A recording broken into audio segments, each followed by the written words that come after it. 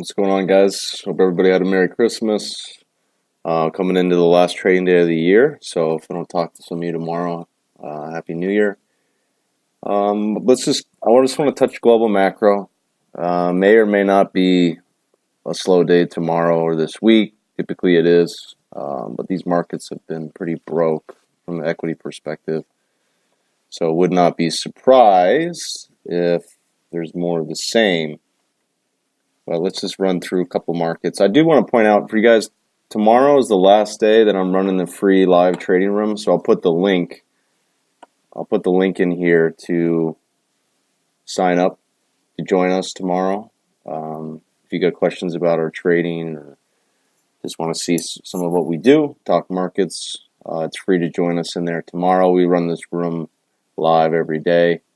Again, I'll put the link below. You could also go to JenkinsRM.com. It's free to come into the chat room. I can get you in the right spot from there if you message me. And then I just wanted to hit on, before we go into the global macro stuff, I'm running this 15% discount on all the trading courses and the mentorship program.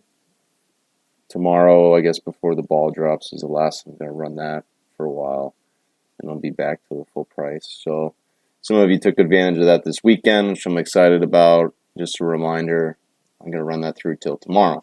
If we look at global macro, and let's just stay with equities because I know the dollar tends to lead, but it's actually been the equity market where we've seen kind of the most volatility. So coming into this evening, what we did, there's a few things to highlight. So when we look big picture, okay, I have up here the weekly and S&P. This is the biggest level on the downside. It's the 200. Again, the weekly chart, everybody in the world has a 200 period moving average on the chart. That's an obvious level, all right? When we break the bands in our model, these blue lines here, that tends to say, all right, you're going to get pulled back to the 200 and or what we call our pi line, this pi concept.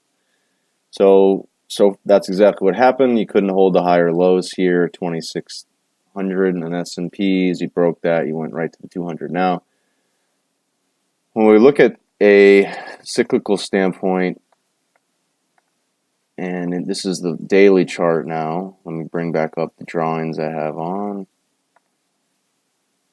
There's been a really nice 8.6 cycle rhythm that we've been talking about since double top highs at the end of September, early October. We had 8 cycles down, another 8 cycle, 9. It's 8.6 frequency. We dropped 9 days into the low, rallied up 8 days, made a lower high, back down for 9 days, cycle turn, another turning point, rallied into another 8 days, and then it's been down for 8, and another 8 count was into the low Monday, Tuesday of last week. So we have a fresh new cycle as far as that count goes, and this daily cycle is still coming up. I had it at halfway when I was doing some analysis earlier. It looks to be more than halfway now. And so a couple things. The cycle says we can bounce more.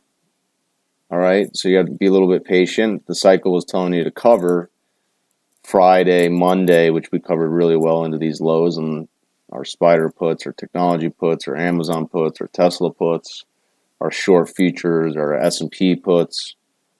So we had a really good end of December, and then the key is to be patient after you've had a good run, especially letting the daily cycle come back up.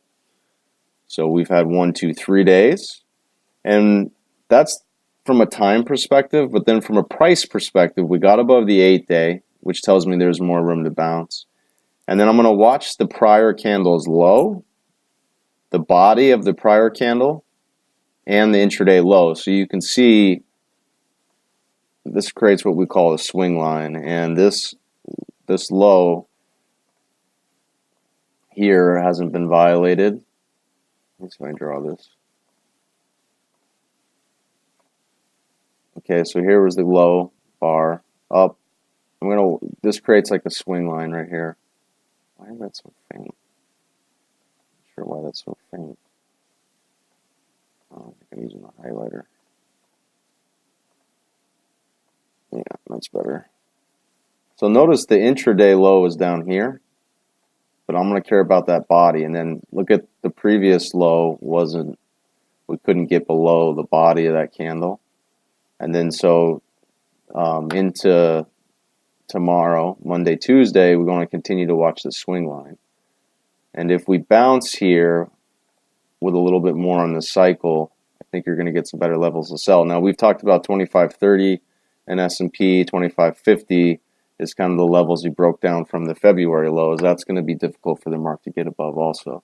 So our analysis isn't about making, it's about if then. If the market does this, then we do this. So I like being a little bit course short, but I haven't reshorted any futures in a meaningful way, nor have I put out any spider puts in a meaningful way. It's all just a small short waiting for this market bounce. Now I'll watch the 4-hour bands here, okay? And this lower high pivot is actually right in front of 2600.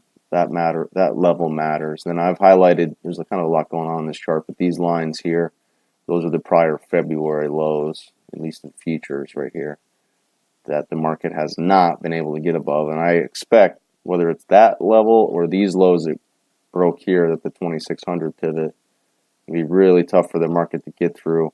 We may just have to sit through maybe Monday, Tuesday's a holiday, and look to sell later in the week. It's kind of what my gut tells me. But we'll see. I'm going to come in tomorrow. I'm not afraid to get involved on the short side day trade. I just don't want to be course short overnight, or like I didn't have very much on over the weekend just because of that daily cycle. So we'll see where we are in the morning. I would join us in the live room and see what kind of day trades we're doing. It's more of the same in long bonds. We've been bullish 30s. I've been taking profits in front of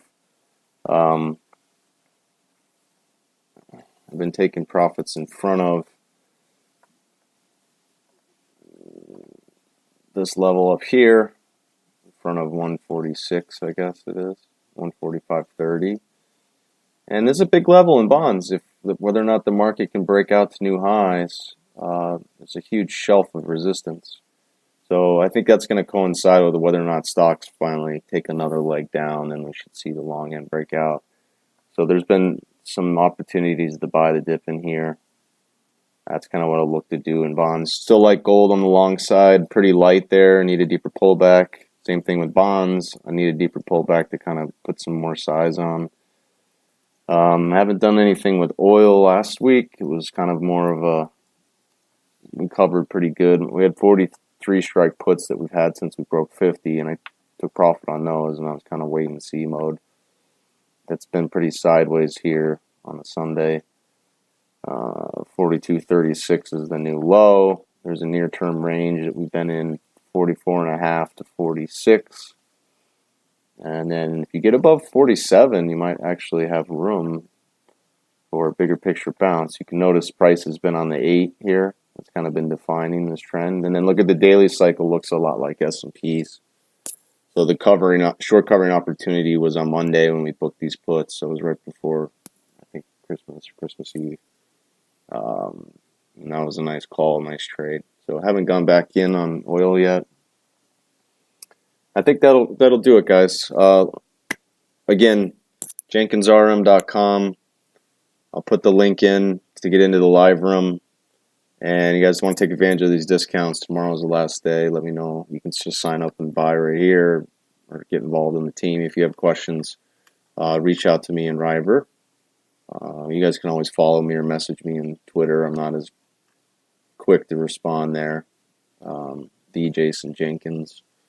But River is a little bit easier to get me, guys. So, all right. Have a great rest of your evening. We'll talk to you in the morning.